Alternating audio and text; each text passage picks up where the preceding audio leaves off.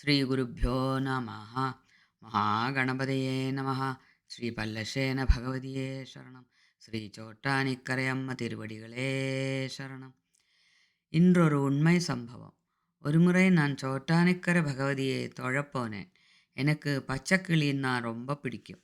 எனது பாட்டில் எப்பொழுதும் கிளி சொல்லில்தான் அம்பாளின் வர்ணனை வரும். கோவில் பிரகாரத்தில் சுற்றி வரும்பொழுது கொடிமரம் அருகில் சற்று அமர்ந்து லலிதா சகஸ்ரநாமம் ஜபம் செய்து கொண்டிருந்தேன். ஒரு பச்சைக்கிளி எங்கிருந்தோ வந்து எனக்கு முன்பாக அமர்ந்து அங்கும் இங்கும் பார்த்து கொண்டே இருந்தது. நானும் அக்கிளியை அம்பாளாகவே நினைத்து எனது சந்தோஷத்தை அதனிடம் சொன்னேன். அதோ என்னவெல்லாமோ கீச் கீச் என்று சொல்லிக்கொண்டே இருந்தது. எனக்கோ கண்கள் பெருக்கெடுக்க கிளியை நமஸ்காரம் செய்தேன். அன்று இரவு வந்த பாட்டு தான் இப்போ நீங்கள் கேட்க போகிறாள், கேளுங்கள். கதிரவன் நின்று கண் திறந்தார், கலைந்ததே என் காலை மயக்கம், கிளிநாதம் கேட்டிடவே கதை நவின்றேன், கனவிழந்தேன்.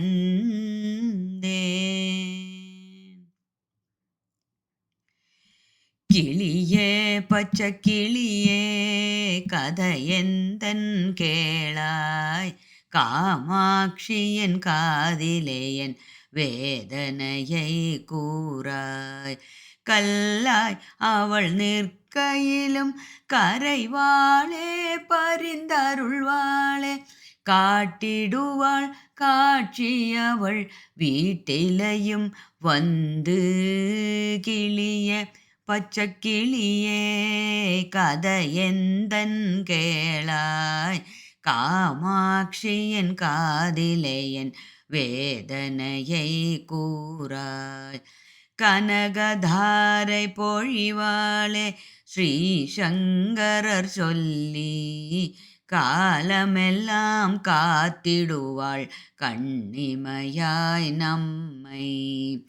குங்குமமாய் வந்திடுவாள் சுமங்கலியின் சொத்து, குவலயத்தில் இருந்திடுவாள் குடும்பத்திலே நித்தம். கிளிய பச்சை கிளியே கதையெந்தன் கேளாய், காமாட்சியின் காதிலே என் வேதனையை கூறாய்.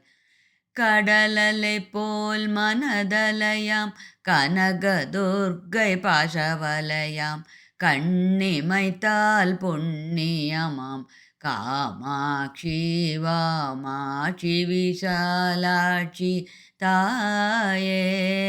காமாட்சி வாமாட்சி விஷாலாட்சி தாயே.